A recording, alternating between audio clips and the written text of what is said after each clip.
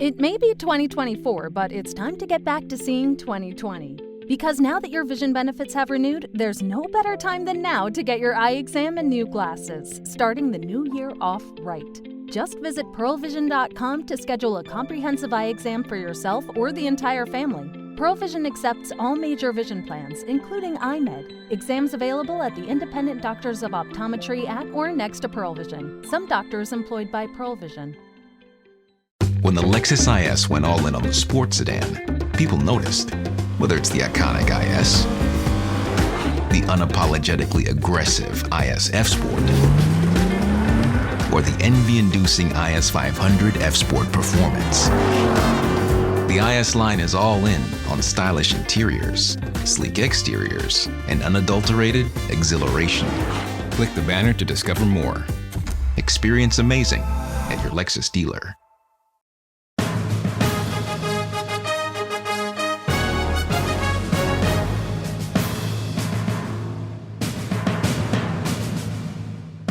Thank you for taking time out of your day to listen to our podcast. This is iCompete, Building Your Empire with John Hewitt, live from the castle. Hi, I'm Roberta Barrett. I'm John Hewitt's producer. You might be asking, who is John Hewitt? Well, he is the Hewitt in Jackson Hewitt Tax Services. If you want to find out more about John Hewitt and what he's currently doing, go to loyaltybrands.com. That's loyaltybrands.com, or find John T. Hewitt on LinkedIn or Facebook. John Hewitt's made over 1,000 millionaires, and you could be the next one.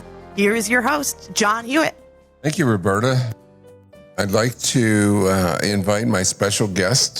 He's the CEO of ATAX. And Alberto, would you tell people your experience in the income tax industry? Yeah, so thank you for having me, John. My background is with H&R Block. So I started with H&R Block in 2010 as a district general manager and was able to run 25 locations, moved to be a regional director in South Florida, overseeing over 250 locations, and got tapped in the shoulder to lead the Latino program for H&R Block and their Kansas City and headquarters, overseeing their 2,700 locations or Latino designated offices that they had across the nation several years ago. Well, and what did you do before you went to Block? You said you went to Block in 2010, started as a district manager.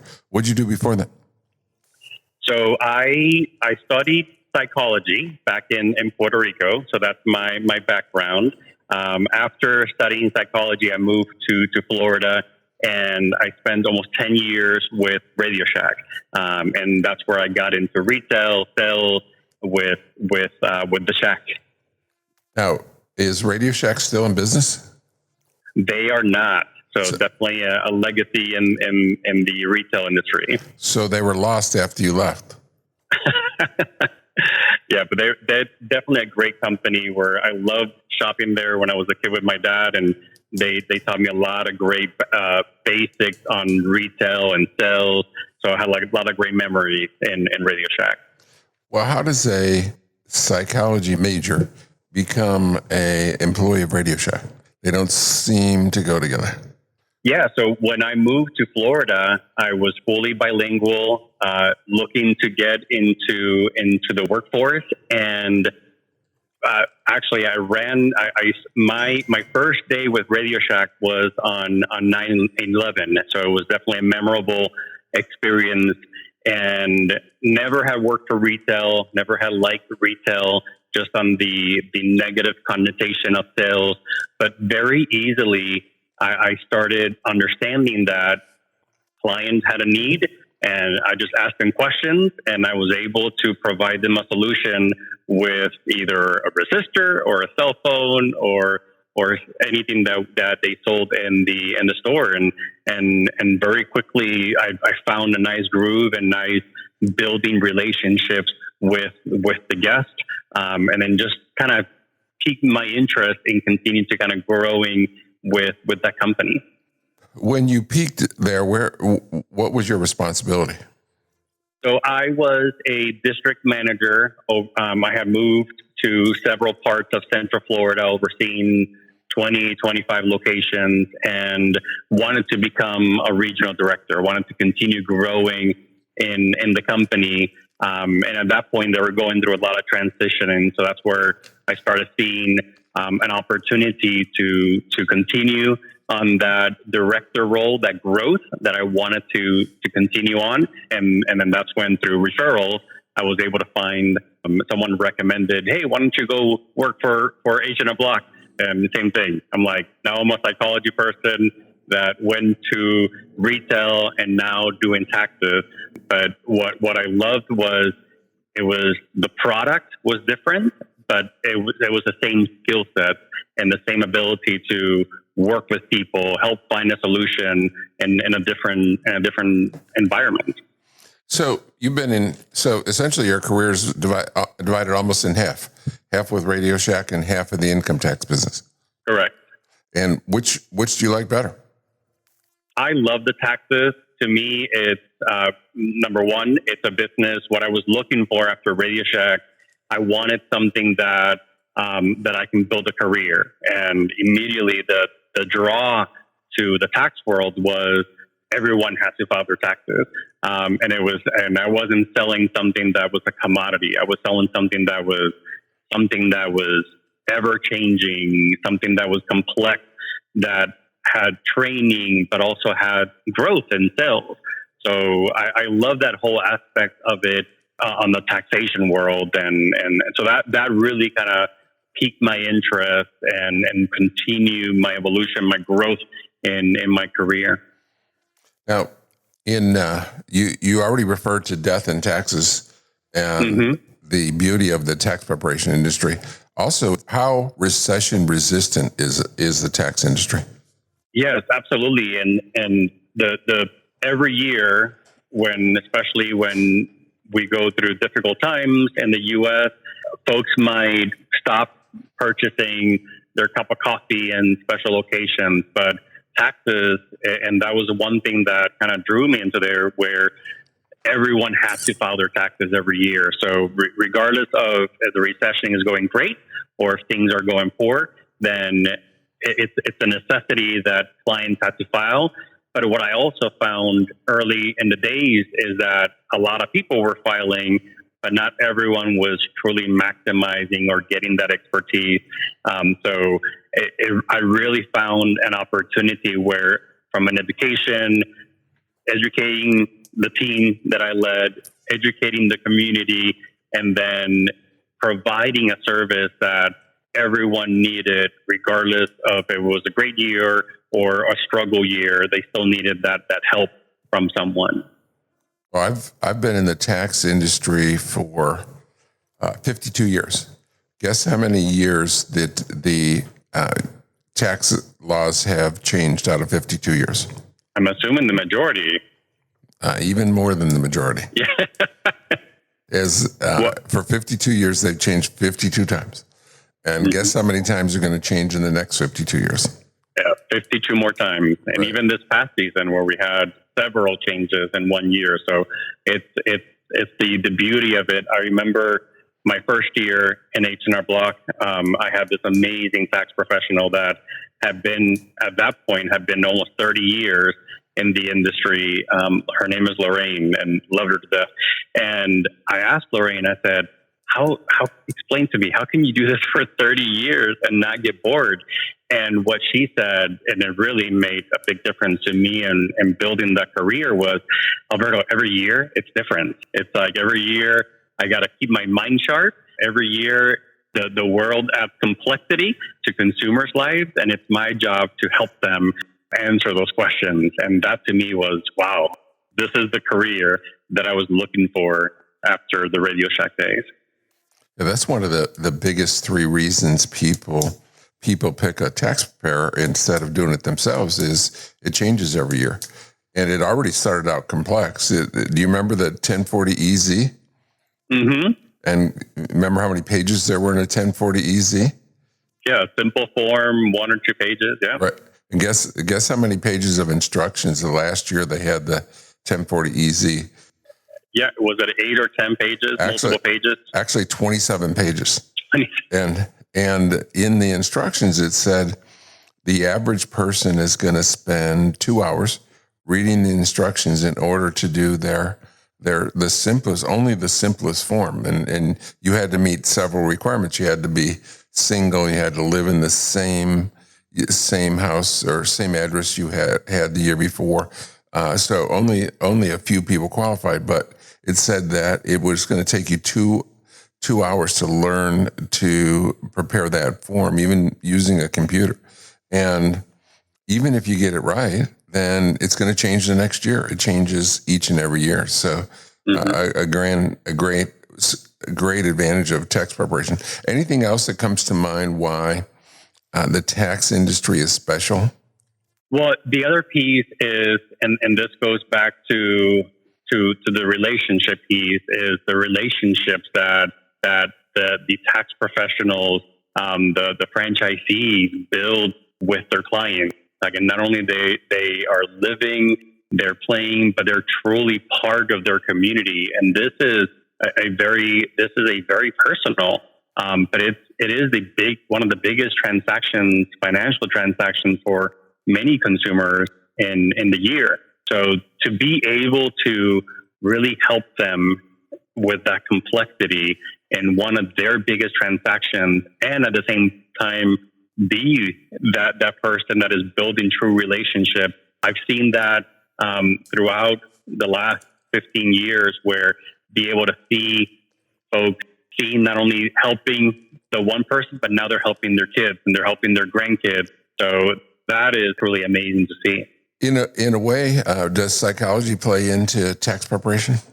Every day, you gotta listen to cues. You gotta ask questions, right, to find out, because to your point, things change every year. So your life might be the same, but then a tax law might have changed. So now it's like during conversations, you're like, oh yeah, me and my wife just bought a house. There might be something there. So you really have to kind of have a lot of great conversations to be able to extract that information and then truly help the client. And every year that information might be different, but every year, even if it's the same information, then the tax law might be different. So one of the things that's different about tax preparation than other industries is you have to deal with the IRS. Mm-hmm. And so do you think that's an advantage or disadvantage to a tax preparer, to an ATAX franchise, to a tax preparer? Do you think it's an advantage or disadvantage having to deal with the IRS? Well, for us, it's a huge advantage, because not only it's complex, but no one wants to mess with the IRS. So it's definitely an advantage for the ATAX franchisee. In my career, thousands of people have told me that they were afraid of the IRS. Guess how many people, Alberto, told me that they were afraid of the CIA or FBI? Very few or none. None, exactly. So people, I say thank you, IRS. They are, that fear of the IRS drives people to have someone prepare their return. Some customers, as you know, they'll do their own return.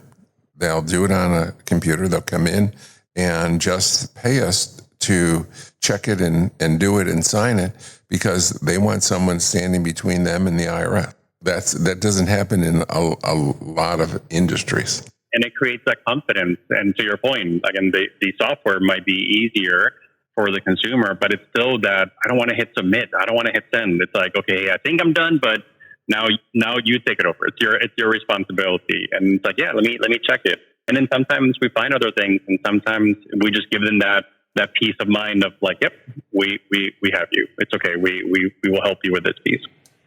One of the things that I find that separates great tax preparation from ordinary tax preparation is typically an ordinary preparer, whatever company they're at, or independent, they're just a mom and pop, or they work for one of the tax companies. The things that to me is a differentiator between a great preparer and an ordinary preparer is digging for deductions. And I think you referred to that as one of the best, the best, most satisfactory thing is not only pleasing a customer and doing a good job for them and making it making it not like going to the dentist, but making it a pleasant experience, but is asking the questions to make sure they haven't missed everything, because people don't know everything that's deductible. In the years, have you become a tax expert yet? I have areas of expertise where I have definitely have learned from the amazing people around me. But the benefit is I have amazing tax professionals and franchisees around me that I let them be the expert. So if I ask you for some commonly missed deductions, I should probably answer that myself? Yeah. Okay.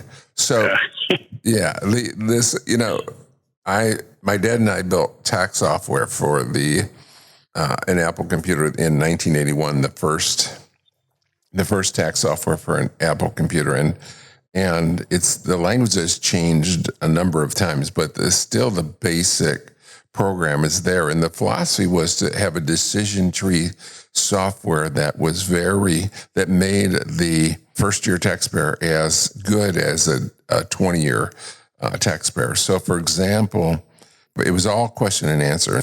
Instead of saying, what were your contributions, which is a very bland, typical way that a average or below average preparer might say, it would say, did you drive any mileage for teaching Sunday school, or were you an officer in any charitable organizations and use your car to go back and forth to meetings? And so that's a commonly missed deduction, that you can deduct mileage to, in certain cases, many cases, to a charitable event, and most consumers don't know it. No, most taxpayers don't know it. So unless the tax preparer digs for that, then they're not going to have that deduction.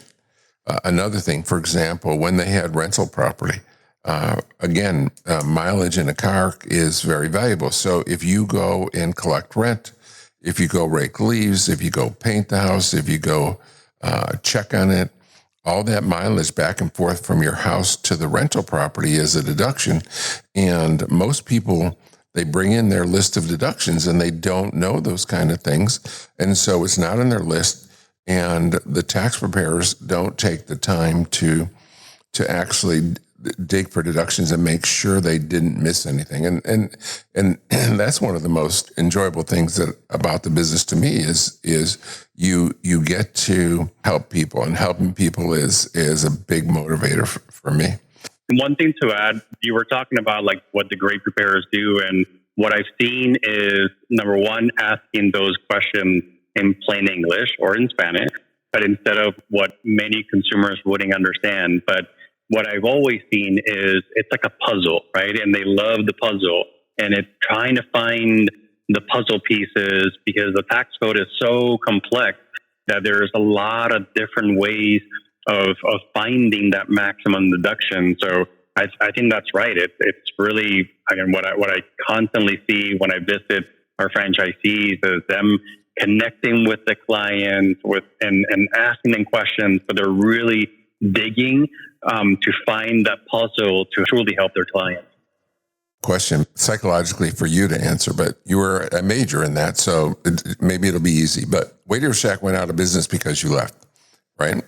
That was one of the reasons. Okay, yeah. Good. Yeah, right. H&R Block didn't go out of business. On the other hand, H&R Block has suffered in the 21st century. They've dropped back 30 years ago, 25, 30 years ago, they had a market share of about 25%. And today their market share is half of that. They're under 12% market share.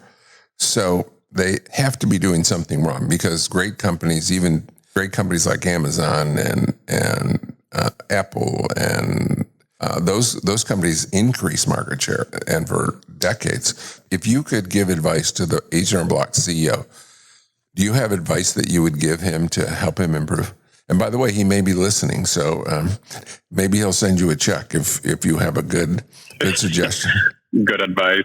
Yeah. So I think the one thing that I have loved and learned from you is that what I've experienced in decision making from the leadership team and those companies is a lot of those decisions many times come from the top down.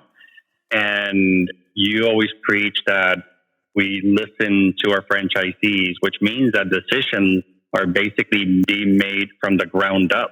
And a lot of times it's the simple decisions that I remember when I joined H&R Block, the first town hall that I had. So they kind of grabbed after tax season, they brought all the tax pros, and then we talked and about next year, and probably 3 or 4 tax professionals that numbers wise, they were really good.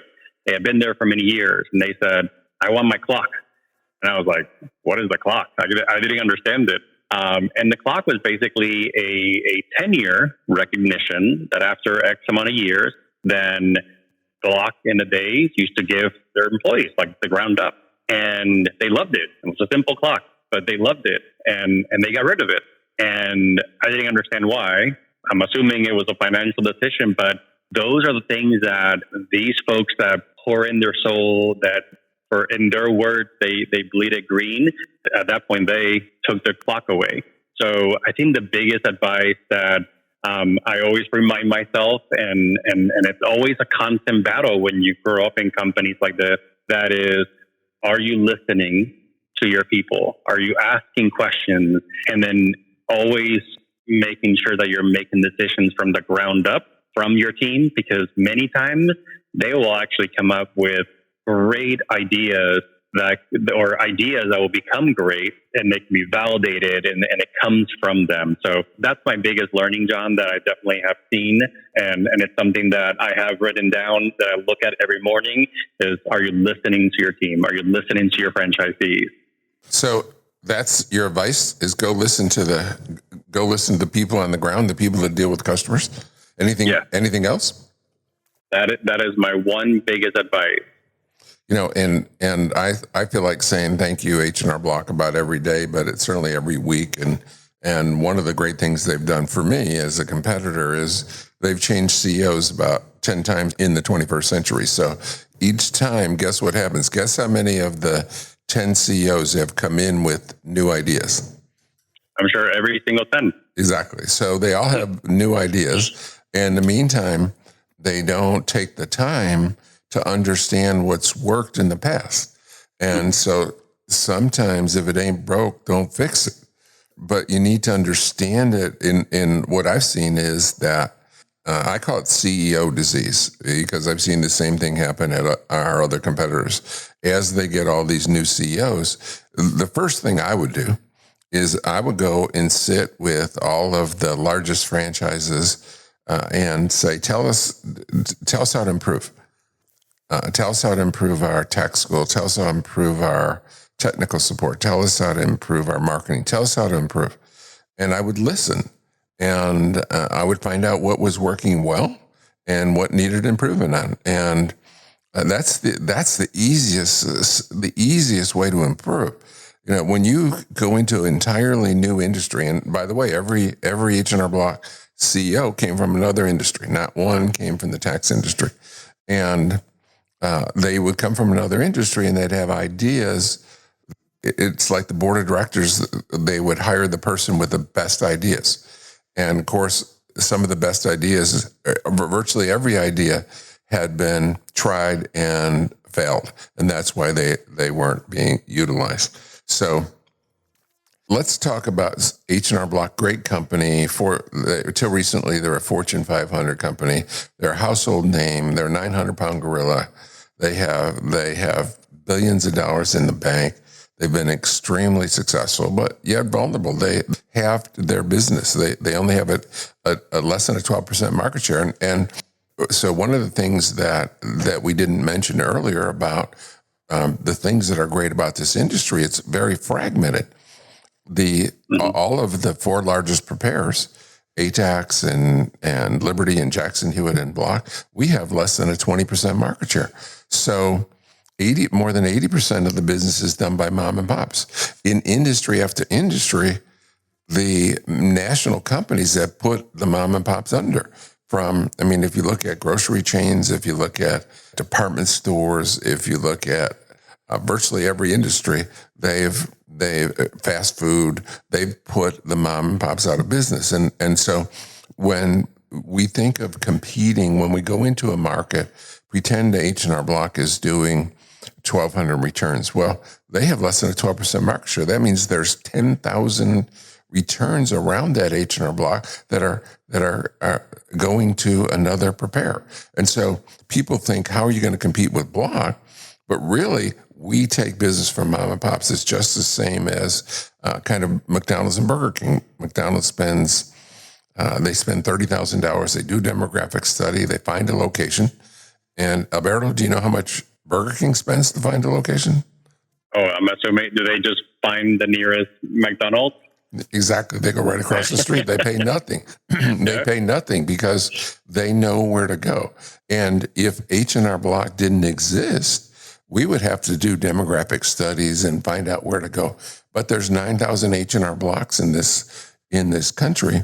And to me, whenever there's not an ATAX yet, there's a vacancy sign waiting for us to come and compete. Just like when Burger King sees a McDonald's flourishing, they go as quick as they can to put a location next to them, and they don't go to the other side of town. They just get in McDonald's face, and actually McDonald's business continues to rise. Burger King doesn't put the hurt on McDonald's. McDonald's grows with Burger King there, but Burger King takes business from the mom and pops. We only have a few minutes left.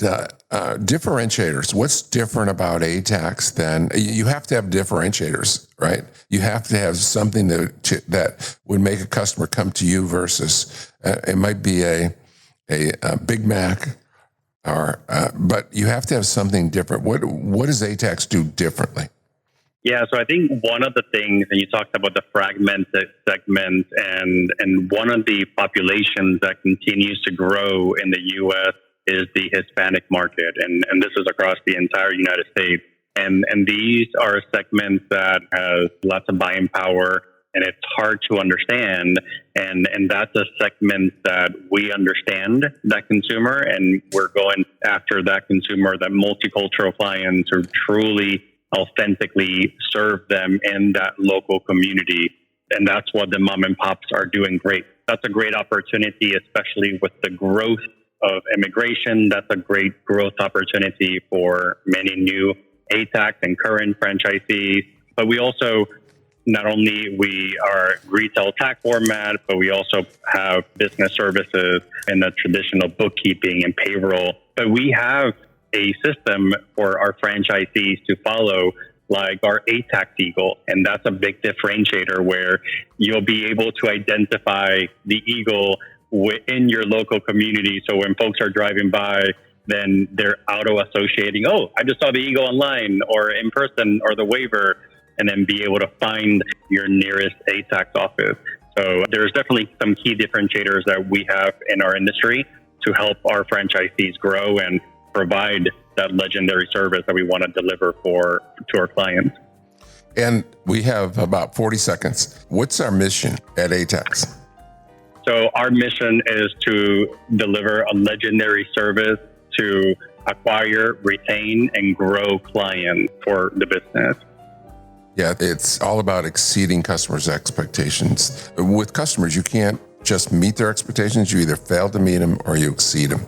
And what ATAX is about is exceeding a greater and greater percentage of customers every year. And that's why we're the fastest growing in the country. Thanks for your time, Alberto. It was a great call. Hope to have you on again. Thank you, John. Bye now.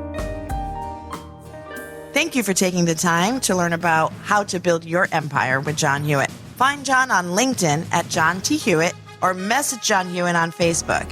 This is iCompete, live from the castle, building your empire with John Hewitt. Don't miss new episodes every Monday by subscribing on Apple Podcasts, Spotify, cpnshows.com, or wherever you listen to podcasts. Until next time, this was iCompete, building your empire with John Hewitt.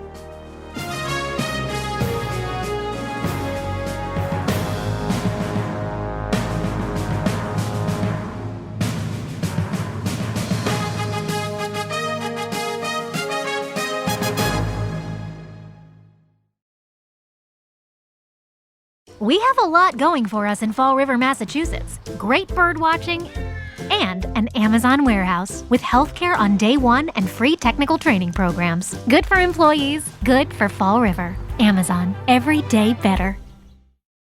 For the ones who work hard to ensure their crew can always go the extra mile, and the ones who get in early so everyone can go home on time, there's Grainger, offering professional-grade supplies backed by product experts so you can quickly and easily find what you need.